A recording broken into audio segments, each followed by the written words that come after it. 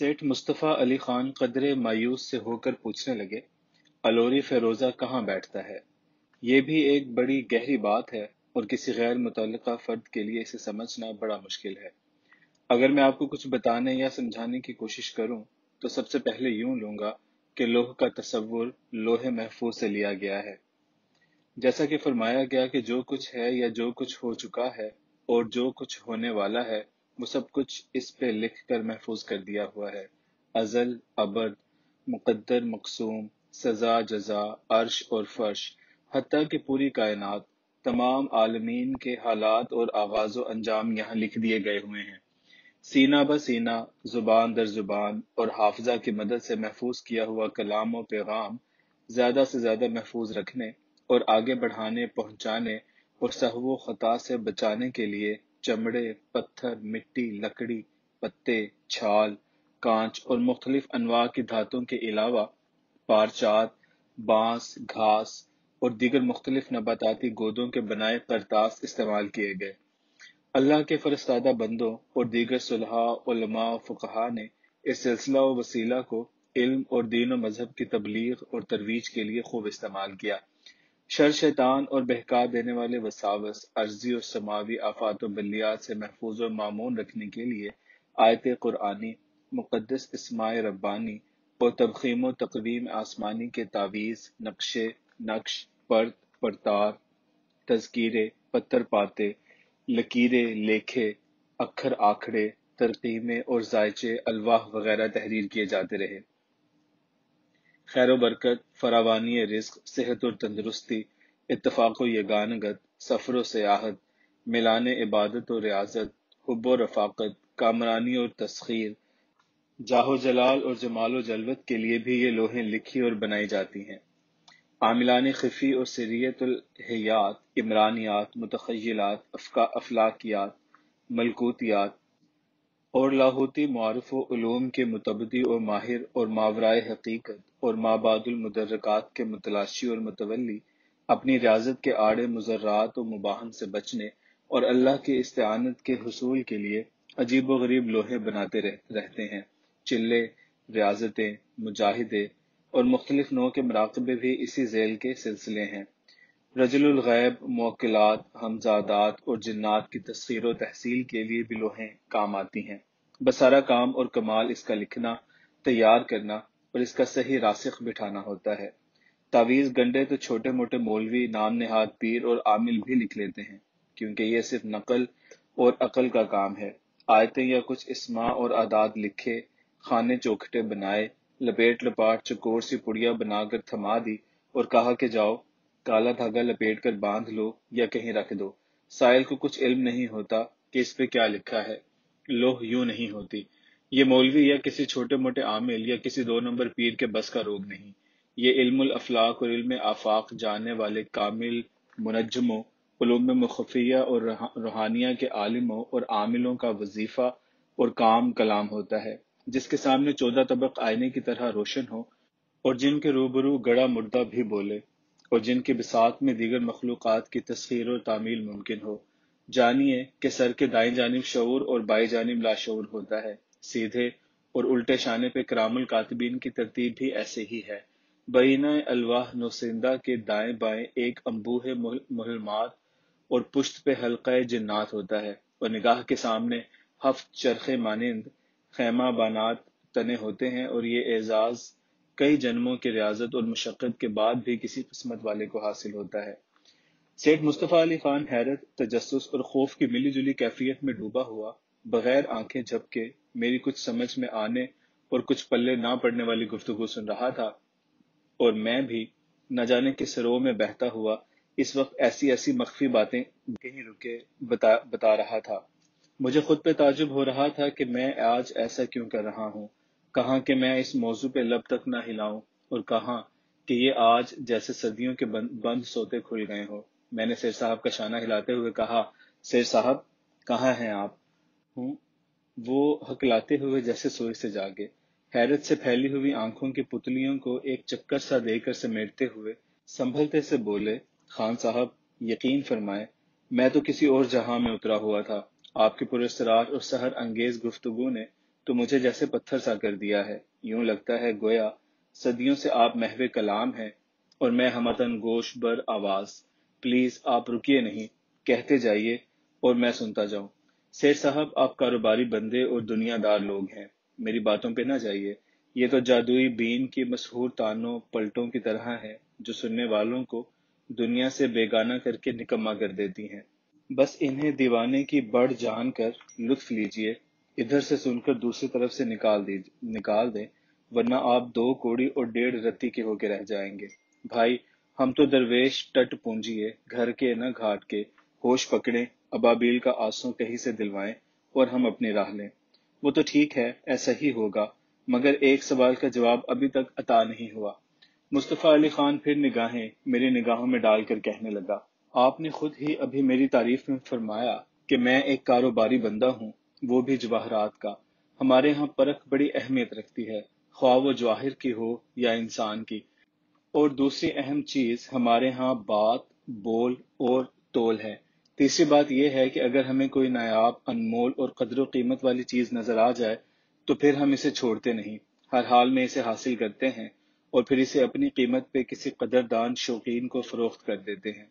ہم خاندانی جوہری ہیں، جوہر کو خوب پہچانتے ہیں، اس لیے ہمیں دونوں پارٹیوں کو اپنے اپنے بول، تول اور بات کا خوب خیال رکھنا چاہیے۔ ہاں، تو میں یہ عرض کر رہا تھا کہ یہ ابابیل کا آنسو، اس کی آپ کی لوح میں کیا اہمیت ہے اور یہ لوح بنانے کا مقصد کیا ہے؟ میں نے اس حریص جوہری کی جانب قہر بھری نظروں سے دیکھتے ہوئے کہا، سیر صاحب، اس کا مطلب ہے کہ آپ مجھے ایک شریفانہ طریقے سے بلیک میل کر رہے ہیں۔ بہرحال جو کچھ بھی ہے، اب میں چونکہ آپ کے پاس ایک غرض لے کر آ ہی گیا ہوں تو ٹھیک ہے، آپ جو چاہیں سلوک کریں۔ میں نے اپنے زیر جامہ کی جیب سے ایک پیکٹ نکالتے ہوئے پھر کہا، اب پھنسا ہوا کیا پھڑ پڑائے، سب کچھ سامنے ہے۔ میں نے پیکٹ کھول کر لوح ان کے سامنے کر دی۔ یہ ایک صدیوں پرانی لوح ہے، چاندی، سونا اور تانبے کی یہ بادام کی شکل سائز والی لوح میں نے ایک ڈھانچے کی گردن سے اتاری تھی۔ ذرا غور سے دیکھیں، اس کے عین درمیان میں ایک ننھا سا سوراخ ہے جس سے کرنوں کی مانند لہریں، لکیریں سی پھیلتی پھوٹتی ہوئی دکھائی دے رہی ہیں۔ گویا یہ ننھا سا سوراخ ایک صورت سے متشابہ ہے۔ اب آپ اگر مہذب شیشے سے دیکھیں تو کچھ اعداد اور کچھ عربی حروف کندہ دکھائی پڑیں گے۔ ایک عام سی خالی نگاہ ڈالنے سے یہ بادام یا آم کی شکل کی طرح کا کوئی کانسی کا ٹکڑا دکھائی دیتا ہے، جبکہ یہ ایک نادر اور زبردست قسم کی مقدس لوح ہے جو آج سے صدیوں پہلے کسی عرب النسل عامل نے کسی کو خیر و برکت، فتح و نصرت، کامرانی اور شادمانی اور حشمت و جاہ کے لیے دی تھی۔ اگر آپ مزید غور کر کے سوراخ کو ملاحظہ فرمائیں تو پتہ چلے گا کہ اس سوراخ میں کوئی نگینہ آویزاں تھا۔ سوراخ کے اندر ایک زے سی بنی ہوئی ہے اور کنارے پہ نگینہ جڑنے کے لیے چار ابھار بھی شکستہ حالت میں موجود ہیں۔ امتداد زمانہ، کسی حادثے، لاپرواہی یا دانستہ طور پہ نگینہ اپنے محور سے اتر گیا اور پھر اس لوح کے اثرات منفی رخ پکڑ گئے، یعنی پھر یہ لوح حامل لوح کے لیے سعد کے بجائے نحس ثابت ہوئی۔ ایک اور وجہ یہ بھی ہو سکتی ہے کہ اس کا احترام اور حفاظت بھی نہیں کی گئی۔ نتیجہ یہ نکلا کہ اس کے موکلین ایک ایک کر کے یہ گھر خالی کر گئے اور اس خالی گھر میں شیطانی قوتیں قبضہ جما کر بیٹھ گئیں۔ گہرے مشاہدے اور توجہ سے مجھے معلوم ہوا کہ یہ لوح جو 1200-1300 سال پرانی ہے، خط کوفی میں کوفے کے کسی جید عامل نے تیار کی تھی اور نجدی فیروزے کی الوری کنی اس کے درمیان بٹھائی گئی تھی۔ اس کنی پہ اس عامل نے مشقت کر کے ایک گروہ موکلین حاضر بھی اس لوح پہ بٹھایا تھا۔ اب میں نے بھی اس پہ بڑی مشقت کی ہے، اسے دوبارہ بٹھانے کی کوشش کر رہا ہوں، اور اب بڑے بھائی، اس کے لیے مجھے ابابیل کا آنسو چاہیے۔ مصطفیٰ علی خان مہذب شیشے سے اس کو الٹ پلٹ کر ملاحظہ کر رہا تھا، پھر ایک ٹھنڈی سانس کھینچتے ہوئے کہنے لگا، یہ تو واقعی بڑی مقدس، قیمتی اور پرانی لوح ہے۔ سونا، چاندی، تانبا، تینوں دھاتوں کا میل ہے۔ سبحان اللہ۔ اب آپ یہ فرمائیں، فرض کر لیتے ہیں کہ یہ الوری فیروزے کی کنی مل گئی ہے اور آپ نے اسے اس پہ جما بھی دیا ہے، پھر کیا ہوگا؟ بڑے بھائی، بس میرا آپ سے بول تول والا سلسلہ ختم ہو گیا ہے۔ آپ کے صرف 2 سوال تھے، ان کا جواب دے چکا ہوں۔ اب آپ مجھے بخش دیں، باتیں کرتے کرتے میرا دماغ پلپلا ہو گیا ہے۔ میں نے لوح لینے کے لیے ہاتھ بڑھایا تو اس نے لوح کپڑے کے رومال میں لپیٹ کر اپنی جیب میں ڈال لی۔ بولا، خان صاحب، میں آج سے آپ کا باقاعدہ شاگرد اور آپ میرے استاد۔ اب آپ مجھے لوح لکھنا، بنانا اور بٹھانا سکھائیں گے۔ میں انشاءاللہ آپ کی خوب خدمت کروں گا۔ آپ اچھی طرح جانتے ہیں کہ مجھے شوق ہے، اور وہ بھی جنون کی حد تک۔ میں کوئی عامل کامل بننا نہیں چاہتا، صرف شوقیہ سیکھنا چاہتا ہوں۔ اب اللہ نے میری سنی اور آپ کو میرے پاس بھیج دیا۔ میں نے کچھ کہنے کے لیے منہ کھولنا چاہا تو اس نے جھٹ سے میرے لبوں پہ ہاتھ رکھ دیے۔ نہ خان صاحب، اب آپ کچھ بھی نہیں کہیں گے۔ انشاءاللہ یہ ابابیل کا آنسو ضرور کہیں نہ کہیں سے حاصل کر کے رہیں گے۔ وہ اٹھتے ہوئے پھر کہنے لگا، ہم جوہری لوگ بات بول تول کا بہت خیال رکھتے ہیں۔ سیٹھ صاحب، باقی تو سب ٹھیک ہے، لیکن یہ پیکٹ مجھے دے دیں۔ یہ بڑی خطرناک اور قیمتی نایاب چیز ہے۔ اسے میں اندر کی مخصوص جیب میں بڑی حفاظت سے رکھتا ہوں۔ وہ بڑے اعتماد سے کہنے لگا، آپ بالکل نچنت ہو جائیں۔ ہم جوہری لوگ ایسی قیمتی اور نایاب اشیاء کی حفاظت کرنا بھی خوب جانتے ہیں۔ یہ ابھی اسی وقت آپ کے سامنے بڑی تجوری میں 7 حفاظتی پردوں اور 8 فول پروف تالوں کی کفالت میں ہوگی۔ باقی رہی اس کے خطرناک ہونے کی بات، تو سانپ پٹاری میں بند کر دیا جائے تو کیچوے سے بھی زیادہ بے ضرر ہو جاتا ہے، اور آپ جیسے درویش کی موجودگی میں کیسا خطرہ اور کیسی پریشانی۔ میں اس کا منہ دیکھتا رہ گیا۔ آدھی رات آگے اور آدھی پیچھے تھی، جب پورے گھر میں ایک قیامت سی مچ گئی، یوں جیسے اس گھر میں کہیں زمین سے جن بھوت نکل آئے ہوں۔ تمام چھوٹے بڑے اور ملازمین بڑے کمرے میں اکٹھے سہمے سے کھڑے تھے، چہروں پہ ہوائیاں اڑ رہی تھیں۔ میری تو اچانک آنکھ اچٹ گئی تھی۔ باہر کوئی دھڑ دھڑ دروازہ پیٹ رہا تھا۔ خان صاحب کی آوازیں آ رہی تھیں۔ ہڑبڑا کر اٹھا، دروازہ کھولا تو باہر سیٹھ صاحب کھڑے ہیں۔ سر کے بال بکھرے ہوئے، رنگ فقر اور پریشان سے مجھے گھورنے لگے۔ خیریت، اس وقت یہ شور کیسا، اور یہ آپ اتنے گھبرائے ہوئے کیوں ہیں؟ میں نے ان کی حالت دیکھتے ہوئے پوچھا۔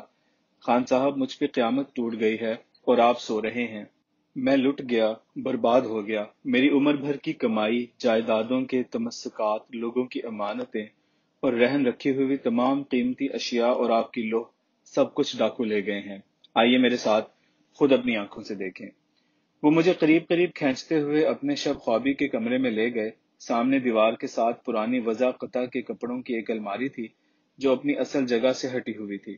اس کے پیچھے ایک پرانی طرز کی بڑی سی آہنی تجوری دیوار میں چنی ہوئی دکھائی دی، جس کے موٹے بھاری بھاری دوہرے پٹ گلیوں میں کھلنے والی کھڑکیوں کی طرح 2 نیم کھلے ہوئے تھے۔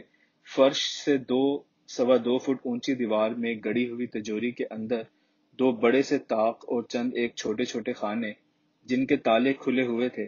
سب خانے اس طرح سے خالی اور صاف تھے جیسے چوروں نے مال سمیٹنے کے بعد انہیں اچھی طرح کپڑے سے صاف بلکہ پالش تک کر دیا ہو۔ مصطفیٰ خان کی بری حالت تھی۔ میں تو دیکھ ہی رہا تھا، مگر وہ دیکھ کر منہ سر پیٹنے لگے تھے۔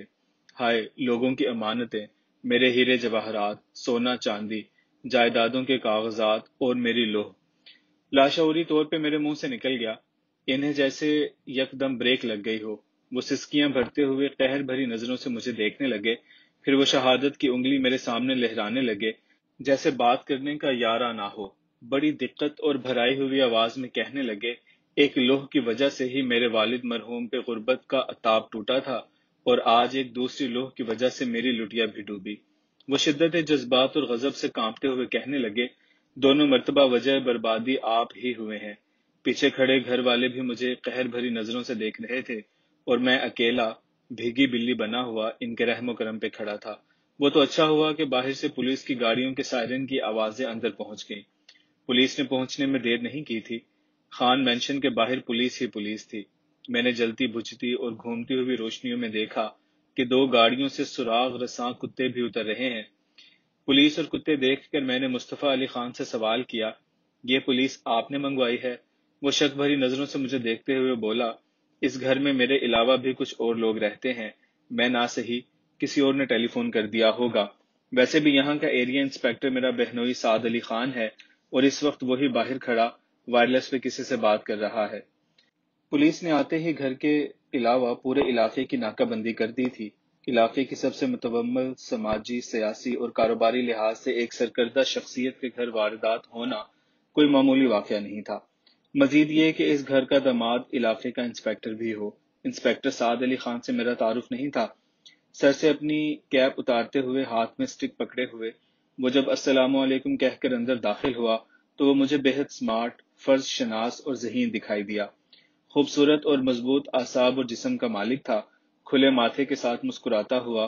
وہ مجھے بے حد خلیق اور مہذب بھی لگا۔ اس نے مجھے گھر والوں کے ساتھ کھڑا دیکھ کر بڑی گرم جوشی سے ہیلو کہتے ہوئے مضبوط سا ہاتھ ملایا، پھر مصطفیٰ علی خان کی جانب ایک نظر دیکھتے ہوئے مجھ سے مخاطب ہوا: inspector Saad Ali Khan, south region, Mumbai police, آپ کی تعریف۔ اس نے بڑے پروفیشنل میکانکی انداز میں یہ سب کچھ بڑی صورت سے کہہ ڈالا، مگر میں تو اپنی بری عادت سے مجبور اسے اپنی ایکس ریز کی لینزوں والی نگاہوں کی زد میں رکھے ہوئے تھا۔ اس کے سوال کے جواب میں کہا: آپ اپنا نام نہ بھی بتاتے تو میں آپ کو آپ بڑے سعد ہیں ہی کہہ کر مخاطب ہوتا۔ وہ کچھ نہ سمجھتے ہوئے شانے اچکا کر بولا: پارڈن می، میں کچھ سمجھا نہیں۔ مصطفیٰ علی خان بول پڑا: 17 برس کے گہرے تعلقات کے باوجود بھی میں انہیں نہیں سمجھ سکا، تم 1-2 منٹ میں کیوں کر سمجھ سکو گے؟ یہ میرے انگلینڈ والے دوست محمد یحییٰ خان ہیں، کئی بار تم سے ان کا ذکر خیر ہو چکا ہے۔ انہیں چھوڑو، گھر میں اتنی بڑی واردات ہو گئی ہے، پہلے اس کی طرف دھیان دو۔ وہ اپنے ماتحتوں کو لیے جائے واردات پہ پہنچ گیا، ہم بھی پیچھے پیچھے ساتھ ہو لیے۔ وہی پولیس والوں کے سوال جواب اور بال کی کھال اتارنے والے تفتیشی انداز۔ فوٹوگرافر، پرنٹ ایکسپرٹ اور دیگر کھوج پکڑنے والے ماہرین اپنے اپنے کاموں میں جٹ گئے۔ سعد علی خان اپنے ماتحت کے ساتھ مجھے اور مصطفیٰ علی خان کو لے کر دوسرے کمرے میں الگ منڈلی جما کر بیٹھ گیا، یعنی پہلی تفتیش کا سین شروع کر دیا۔ سیر صاحب نے بتایا کہ میں نے خان صاحب سے ایک چیز لے کر اپنی بیگم کی موجودگی میں سیف کے اندر رکھی، پھر حسب معمول میں اپنے وقت پہ سو گیا۔ خوابگاہ کی کھڑکیاں، دونوں دروازے، واش روم کی کھڑکی، دروازہ سب اندر سے محفوظ اور مضبوط تھے۔ سونے سے پہلے خفیہ الیکٹرانک سیکیورٹی سسٹم بھی آن کر دیا گیا تھا۔ خوابگاہ کے باہر بڑے دروازے اور پھر صحن کے آگے بڑا صدر گیٹ، سب حسب معمول بند اور سیکیورٹی سسٹم بھی چالو تھا۔ اندر اور باہر کے دونوں چاق و چوبند چوکیداروں نے بھی کسی کو آتے جاتے نہیں دیکھا۔ اس کے باوجود کوئی جادوگر نقب زن گودریج کی بنی ہوئی فول پروف 18 لیور، 4 باہر 6 اندر کے تالوں کے دوہرے نظام والی سیف کو کھول کر میرا سب کچھ لے اڑا، اور وہ بھی یوں کہ نہ تو الیکٹرانک سیکیورٹی سسٹم کو خبر ہوئی، نہ ہی میاں بیوی کو جو چند فٹ کے فاصلے پہ سوئے ہوئے تھے، اور نہ کسی چوکیدار کو، نہ ہی ان خون خوار کتوں کو جو اجنبی چھپکلی کو بھی گھر کی حدود میں گھسنے نہیں دیتے۔ انسپکٹر کا ماتحت بڑی صورت سے سارا بیان قلم بند کرنے کے ساتھ ساتھ ریکارڈ بھی کر رہا تھا۔ انسپکٹر نے بڑی توجہ سے بیان سنتے ہوئے سوال کیا: کیا آپ بتانا پسند کریں گے کہ آپ نے خان صاحب سے کون سی چیز لے کر تجوری میں رکھی تھی؟ سیٹھ صاحب نے ایک نظر میری طرف دیکھا، جیسے پوچھ رہے ہوں کہ بتاؤں یا نہ بتاؤں۔ میں نے ان کی مشکل خود ہی آسان کر دی۔ انسپکٹر صاحب، وہ ایک میٹل کا ٹکڑا تھا جسے آج کل کے لونڈے بالے سیاہ ڈوری کے ساتھ گلے میں لٹکائے پھرتے ہیں۔ انسپکٹر نے چند لمحے توقف کرتے ہوئے پھر سوال کیا: ایک معمولی میٹل کا لاکٹ اتنے اہتمام کے ساتھ تجوری میں رکھنے کی کوئی معقول وجہ؟ سیر صاحب نے پھر مجھے دیکھا، گویا کہہ رہے ہوں کہ اس سوال کا جواب بھی تم ہی دو۔ میں نے لب کھولنا ہی چاہے تھے کہ انسپکٹر نے بڑے نرم سے تحکم کے ساتھ کہا: میرے خیال میں مناسب یہ ہوگا کہ میرے سوالوں کا جواب سیٹھ مصطفیٰ علی خان دیں۔ چوری یا نقب زنی کی واردات ان کے کمرے میں اور ان کے گھر ہوئی ہے، اور آپ تو ایک معزز مہمان ہیں۔ میں نے اس بات میں سر جھکا کر اس کے قانونی نقطے پہ ساتھ کرتے ہوئے سیر صاحب کی جانب اشارہ کیا کہ وہ جواب دیں۔ انسپکٹر صاحب، وہ میٹل کا ایک معمولی ٹکڑا نہیں تھا، بلکہ ایک قیمتی اور بہت پرانی لوح تھی۔ لوح؟ انسپکٹر نے بھویں سکیڑتے ہوئے دہرایا: یہ کیا چیز ہوتی ہے؟ سیٹھ نے میری جانب دیکھتے ہوئے کہا: اس کا جواب یہ دیں گے کیونکہ یہ ان کی ملکیت تھی، اس کے متعلق مجھ سے زیادہ یہ جانتے ہیں۔ ہاں، ایک بات صاف کر دوں کہ ان کے انکار کے باوجود میں نے ہلکی سی زبردستی استعمال کر کے یہ لوح ان سے لے کر حفاظت کی غرض سے تجوری میں ڈال دی تھی۔ انسپکٹر دیدے گھماتے ہوئے مجھے اور کبھی سیٹھ صاحب کو دیکھنے لگا، پھر جیسے کچھ فیصلہ کرتے ہوئے مجھ سے گویا ہوا: خان صاحب، آپ لوح کے بارے میں کیا کہنا چاہیں گے؟ انسپکٹر صاحب، میں پہلے اپنا ہلکا سا تعارف پیش کرنا چاہوں گا۔ میرا نام تو آپ جان چکے ہیں، میرے اس فیملی سے بہت پرانے تعلقات ہیں۔ مصطفیٰ علی خان صاحب تو ماشاءاللہ اب بڑے ہوئے ہیں، جب یہ اسٹوڈنٹ تھے تو یہ میرے پاس ہی انگلینڈ میں مقیم تھے۔ اصل دوستی میری بڑے سیٹھ صاحب مرحوم سے تھی۔ میں ایک درویش آدمی ہوں، سائیکالوجی، پیرا سائیکالوجی، سائیکیٹری، آسٹروپامسٹری، کیمسٹری اور ہسٹری میرے شوق ہیں، پروفیشن نہیں۔ لوح کا مطلب ہے سلیٹ، بلیک بورڈ یا وہ چیز جس پہ کچھ لکھا ہوا ہو۔ ویسے یہ لوح کا لفظ خاص طور پہ ان چیزوں کے لیے مستعمل ہے جن پہ بالخصوص اسماء حسنہ یا کوئی قرآنی آیت وغیرہ تحریر یا کندہ ہو۔ یہ چیزیں کاغذ، چمڑا، کوئی بھی میٹل پیس، لاکٹ، لکڑی، کچھ بھی ہو سکتا ہے۔ ایسا ہی ایک میٹل پیس جو بمشکل بادام کے سائز اور شکل کا تھا، وہ مجھ سے لے کر سیٹھ صاحب نے اپنی تجوری میں رکھ دیا ہوگا۔ رکھ دیا ہوگا کیا مطلب؟ انسپکٹر نے میری بات کی وضاحت چاہی۔ مطلب یہ کہ انہوں نے مجھ سے لے لیا تھا، اب انہوں نے اسے کہاں رکھا میں گارنٹی سے کچھ نہیں کہہ سکتا۔ اتنے میں کچھ تفتیشی ماتحتوں نے انسپکٹر سے علیحدگی میں بات کرنی چاہی تو وہ معذرت چاہتے ہوئے اٹھ کر ان کے پاس چلا گیا۔ اس کے اٹھتے ہی سیٹھ صاحب بولے، خان صاحب آپ کچھ بھی کہہ لیں مگر یہ بات پکی ہے کہ اس واردات میں کسی نہ کسی طور آپ ضرور ملوث ہیں۔ میرا دل گواہی دیتا ہے کہ یہ سب کچھ آپ یا اس لوح کی وجہ سے ہے۔ پھر وہ لجاجت سے میرا ہاتھ پکڑ کر بولا، خان صاحب پولیس نے کیا کر لینا ہے، یہ تو صرف خانہ پوری کرنے کے لیے آتی ہے۔ چور، ڈاکو، قاتل سرحد پار کر چکے ہوتے ہیں اور یہ ابھی تفتیش میں ہی لگی ہوئی ہوتی ہے۔ پلیز آپ ہی کریں، مجھے معلوم ہے بلکہ پورا پورا یقین ہے کہ آپ نے ہی درد دیا ہے اور آپ ہی دوا دیں گے۔ سیر صاحب آپ اپنی کسی بات پر تو قائم رہیں۔ کچھ دیر پہلے فرما رہے تھے کہ آپ کے علاوہ آپ کے مرحوم والد صاحب کی بربادی کا ذمہ دار بھی میں ہوں، اور اب آپ کہہ رہے ہیں کہ مجھ سے ہی آپ کو دوا وغیرہ ملے گی۔ دیکھیے نا، جس کی چوری ہوتی ہے اس کا ایمان جاتا ہے، اور جو سامنے آتا ہے اسی پہ شک ہونے لگتا ہے۔ آپ سب باتیں جانتے ہیں پھر بھی مجھے کہہ رہے ہیں۔ اسی دوران انسپکٹر صاحب آ پہنچے۔ پیچھے پیچھے ان کا ماتحت ایک گٹھڑی اٹھائے آ رہا تھا۔ اب وہ مسز مصطفیٰ علی خان سے پوچھنے لگا، بھابھی اب آپ بتائیے کہ کیا انہوں نے آپ کے سامنے تجوری کھولی تھی اور وہ لوح اندر رکھی تھی؟ وہ بولی، بھیا اس تجوری کے تالے ایسے بھی آسانی سے نہیں کھلتے، بڑی مشقت کرنی پڑتی ہے۔ چابیوں کے دو دو سیٹ ہیں، اکیلے سیٹ کی چابیوں سے صرف آدھے تالے کھلتے ہیں، اور جب تک ہم دونوں موجود نہ ہوں، یعنی چابیوں کے دونوں سیٹ نہ ہوں، تجوری کھل نہیں سکتی۔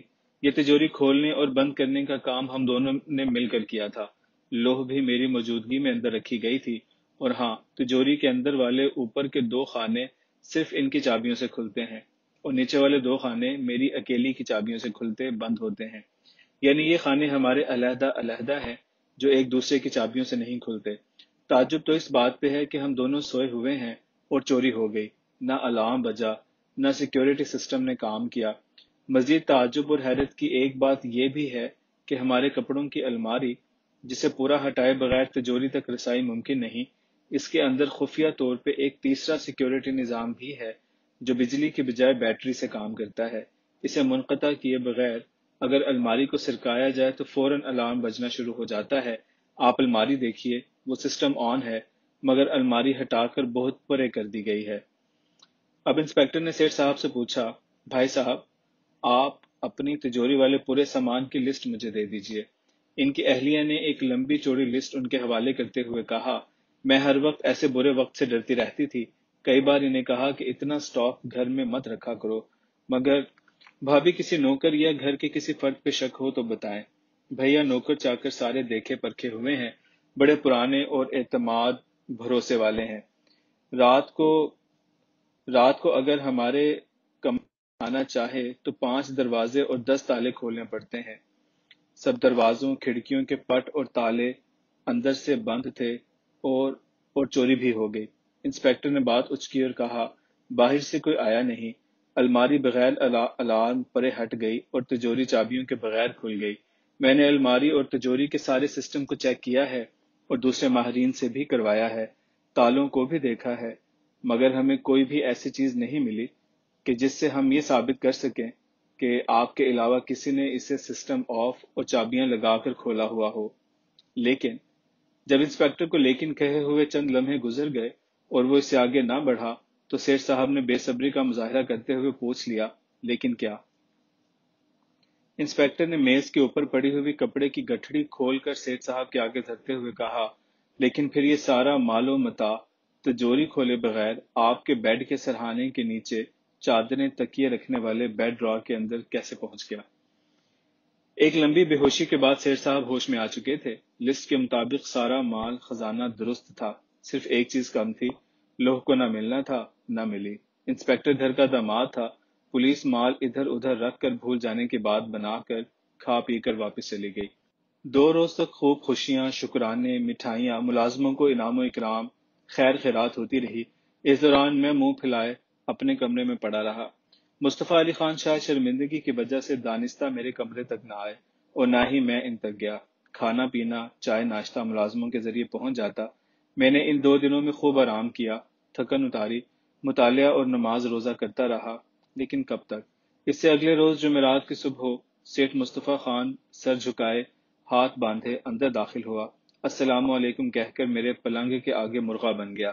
اندازہ کریں، ممبئی کا ایک سرکردہ سیٹھ، اچھی خاصی سماجی، سیاسی اور دینی اہمیت کا مالک، باوقار شخص، اگر کسی کے سامنے یا کہیں مرغا بن جائے تو کیا ہوگا؟ بچہ لوگ ہنسیں گے اور تالیاں بجائیں گے، مگر یہاں تو دونوں ہی قریب قریب بوڑھے تھے۔ میں بھی مرغ کو دزیدہ نگاہوں سے دیکھتا رہا۔ جب مرغے کی ٹانگیں کانپنے لگی، آگا نیچے اور پیچھا اوپر ہونے لگا، تو میں نے ترس کھا کر کہا، سیٹھ صاحب، یہ بچپنا چھوڑیں، اٹھیں اور یہاں میرے پاس تشریف رکھیں۔ منہ، ناک، آنکھوں سے چھما چھم ہو رہی تھی۔ ہچکیاں لیتے ہوئے معافیاں مانگنے لگے۔ خان صاحب، مجھے معاف کر دیں۔ مجھے خوب احساس ہوا کہ دنیا کا مال اور دولت انسان کو کتنا چھوٹا، کمزور، کمینہ اور خود غرض بنا دیتا ہے۔ اس کا حاصل ہونا اور اس کا کھو جانا دونوں ہی آزار جان ہوتے ہیں۔ کتنے خوش ہیں وہ لوگ جن کے پاس مال، دولت، ہیرے جواہرات، جائیدادوں کے تمسکات نہیں ہوتے۔ وہ فول پروف تجوریوں، سیکیورٹی کے کتوں، مسلح چوکیداروں کے محتاج نہیں ہوتے، اور ان کی حفاظت لمبی لمبی زبانوں اور دانت نکوستے ہوئے کتوں کے سپرد نہیں ہوتی۔ وہ angina, heart attack, high blood pressure اور نروس بریک ڈاؤن کے مریض بھی نہیں ہوتے۔ خان صاحب، اپنی درویشی کے صدقے مجھ نادان کو معاف کر دیں۔ میں 2 روز تک آپ سے منہ چھپاتا رہا۔ آج جمعرات ہے، چلیے آج ماہم شریف چلتے ہیں اور سید سرکار کے دربار میں چل کر لنگر بانٹتے اور کھاتے ہیں۔ میں نے منت مانی ہوئی تھی سید سرکار کی، دعا برکت سے اللہ نے وہ کام کر دیا ہے۔ مصطفیٰ علی خان، واقعی اللہ نے بڑا کرم کیا، تمہارا مال تمہیں اپنے کمرے سے ہی مل گیا، ورنہ اور جو ہوتا سو ہوتا، پر تم نے میرا برا حال کر دینا تھا۔ یہ بتاؤ، تم نے یہ چوری والا ڈرامہ کیوں رچایا؟ مال نکالا اور اپنے ہی سرہانے رکھ دیا۔ کہیں تم مجھے تو پھانسنا نہیں چاہتے تھے، یا اپنے والد کا بدلہ لینے کی کوئی ترکیب تھی؟ وہ میرے پاؤں پڑ گیا، بولا، بس کرے خان صاحب، نادان مگر محبت کرنے والے بچوں کو ایسی کڑی سزائیں نہیں دیتے۔ میں سمجھ گیا، میں نے سب کچھ پا لیا۔ ماہم شریف تشریف لے چلیں، وہاں میرے گلے میں درویشی ڈال دیں۔ میں نے یہ دنیا چھوڑی، یہ حرص چھوڑی، یہ دولت، یہ شہرت، ہر چیز پہ لات ماری۔ اس دولت نے مجھ سے میرا چین، سکھ، اعتماد، یقین چھین لیا۔ میں نے آپ پہ بھی الزام لگائے، شک بھری نظروں سے دیکھا، تف ہے مجھ پہ اور میں نے اسے اٹھایا، سینے سے لگا کر سامنے بٹھایا اور اندرونی جیب سے لوح نکال کر اس کے ہاتھ پہ دھر دی اور کہا، مصطفیٰ علی خان، یہی اس نامکمل سی لوح کا کمال ہے کہ اللہ نے تیری سوچ اور زندگی کا رخ بدل دیا ہے۔ یہ لوح میرے سینے سے لگی میرے دل کے عین اوپر دھری رہتی ہے۔ یہ آہنی تجوری میں مال و دولت کے بچھوؤں، سانپوں کے درمیان دھرنے والی چیز نہیں، یہ تو دل کے لوتھڑے کے اوپر اللہ کی ہلکی ہلکی آنچ پہ قرار پاتی ہے۔ تمہیں لوہے بنانے، انہیں سمجھنے جاننے کا جنون تھا۔ چلو سید کے دربار سے ہو کر بڑے بابا خواجہ غریب نواز رحمت اللہ علیہ کے ڈیرے اجمیر چلتے ہیں، اور وہیں موتی مسجد میں بیٹھ کر تمہیں دیے کی روشنی کی نورانی لو کی روشنی میں لوح لکھنا بتائیں گے، مگر بیٹھتی تو وہ اللہ کے امر سے ہے۔